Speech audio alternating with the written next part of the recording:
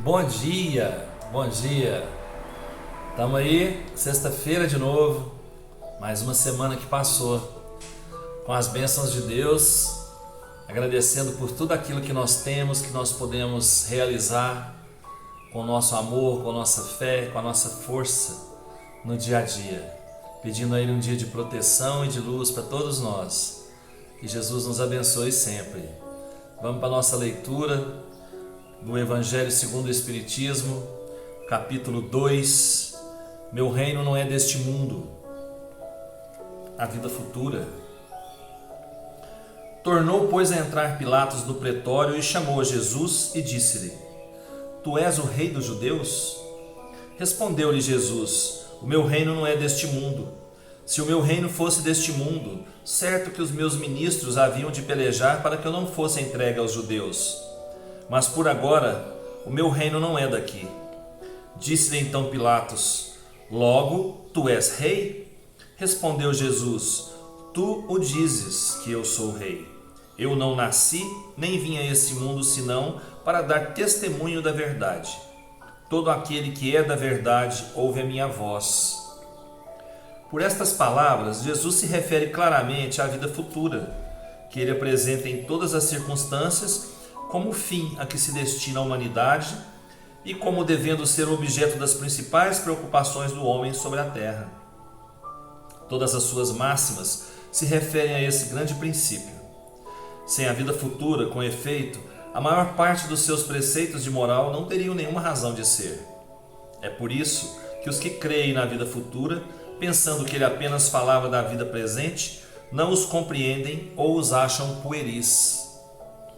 Esse dogma pode ser considerado, portanto, como o ponto central do ensinamento do Cristo. Eis porque está colocado entre os primeiros no início dessa obra, pois deve ser a meta de todos os homens. Só ele pode justificar os absurdos da vida terrestre e harmonizar-se com a justiça de Deus.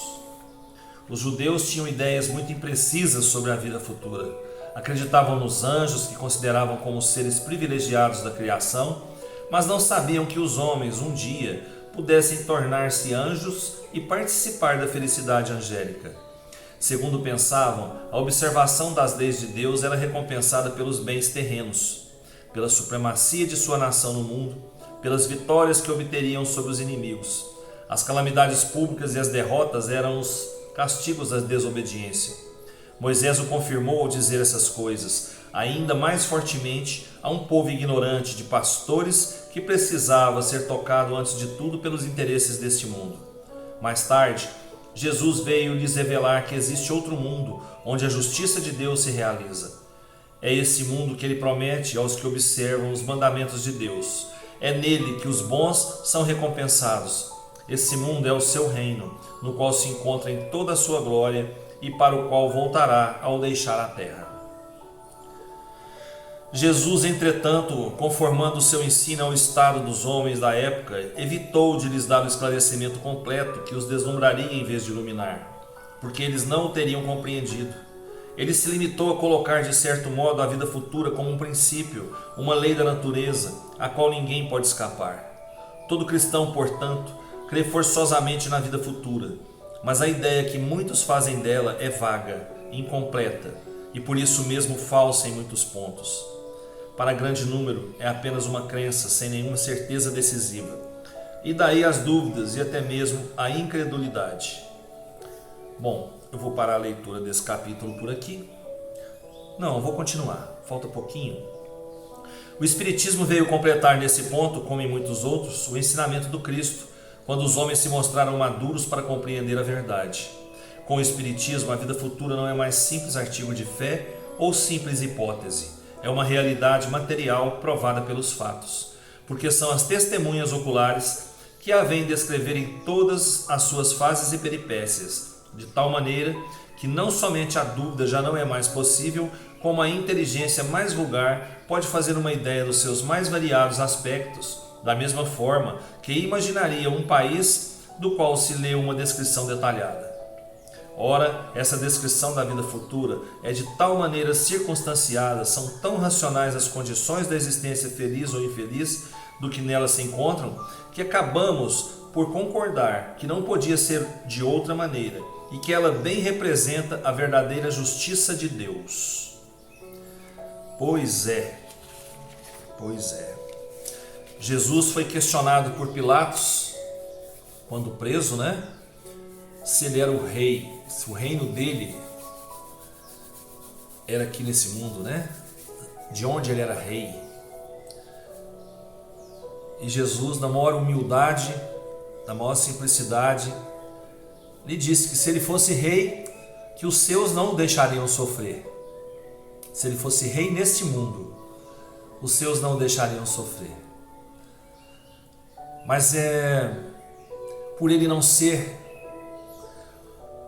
o rei aqui nesse mundo, materialmente, ele sofreu tudo que tinha que sofrer, passou tudo que tinha que passar, pelo amor que ele dedicava à humanidade, pela missão dele, Filho de Deus, encarnado, em mudar a cabeça dos homens, em trazer uma semente que hoje está frutificada pelo mundo inteiro, a semente do amor que ele deixou para a gente. O reino dele é o reino do amor, é o reino da luz, é o reino da paz, da harmonia, é o reino da caridade, onde a caridade nos leva. Então, enquanto estivermos aqui encarnados, mesmo não tendo a presença física do nosso rei aqui, nós temos um rei do outro lado que zela pelos seus súditos, que cuida dos seus súditos e que quer que todos eles continuem no caminho da luz, do amor, da fraternidade, da caridade. Do outro lado, o que vai contar para a gente é isso. Lá no reino do Pai, o que vai contar para a gente é isso, o que a gente fez aqui de bem, para poder estar lá, para poder estar num plano melhor.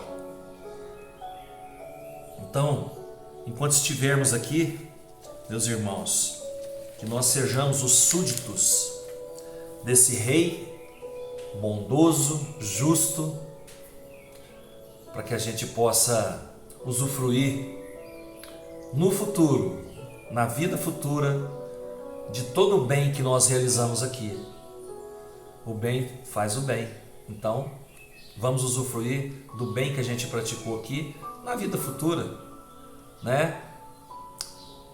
Os hebreus naquela época, eles acreditavam em anjos, sim, como diz a leitura, né? Acreditavam em seres que podiam apaziguar guerras, ou então lutar ao seu lado nas guerras, que é o que eles queriam. Eles pensavam na terra deles, eles não tinham essa visão que haveria uma vida melhor futuramente. Eles pensavam no momento, mas aquilo ali já era um grande bem que eles tinham, porque eles acreditavam em um Deus único, um Deus justo, um Deus severo, que precisava disso naquela época. Moisés impôs isso nas leis, né? Nos 10 mandamentos, ele impôs essa severidade, e mesmo após, nas leis mosaicas, né? Ele precisava que os hebreus, que a humanidade restrita àquele pequeno espaço, que eles respeitassem, porque era um povo muito belicoso, gostava muito de brigar, de guerrear, e até hoje eles são, né? Infelizmente. Então, o que acontece? Jesus veio para mostrar que Deus não era aquilo ali, Deus não era rigoroso, que Deus não era injusto, que Deus era amor. E ele veio e demonstrou isso, que Deus era amor, porque ele, Filho de Deus, morreu numa cruz pelas mãos dos homens e perdoando os homens. Então ele era amor. E Ele deseja que a gente seja amor, que a gente perdoe, que a gente ame, que a gente pratique aquilo que a gente aprende relacionado ao amor e à caridade.